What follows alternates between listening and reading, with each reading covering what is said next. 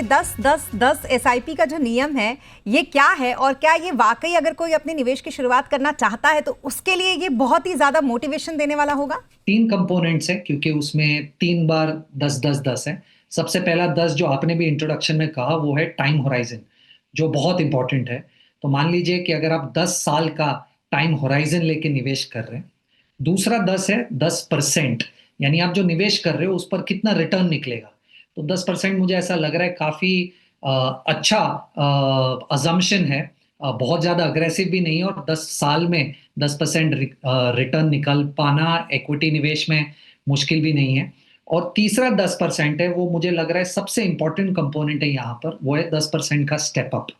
क्योंकि generally investors गलती ये कर देते हैं कि जब वो निवेश करना शुरू करते हैं, तो आज के इनकम के हिसाब से एसआईपी डिसाइड कर लेते हैं। पर जैसे ही आगे आने वाले सालों में उनकी एसआईपीज़ या इनकम बढ़ती है, अपनी इनकम के बढ़ने पर वो अपनी एसआईपीज़ को नहीं बढ़ाते। तो वो प्रॉब्लम स्टेप अप सॉल्व कर लेते हैं।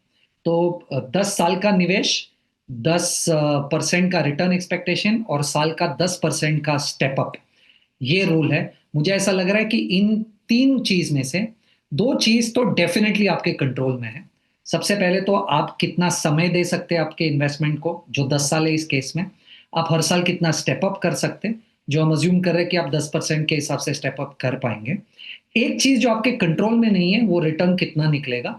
इसीलिए उसे थोड़ा-सा कंज़र्वेटिव या मॉडरेट तरीके से इस रूल ने दर्शाया है, जो है 10%, क्योंकि टिपिकली जब आप लंबे समय का निवेश करते हो इक्विटी में, आप कैलकुलेशन 12% पे करते हो, तो मुझे ऐसा लग रहा है 10% काफ़ी मॉडरेट है in terms of understanding. So to answer your question, मुझे ऐसा लग रहा है कि अगर कोई नया निवेशक निवेश करना चाहता है, ये रूल बहुत बेहतर है as a thumb rule to start with.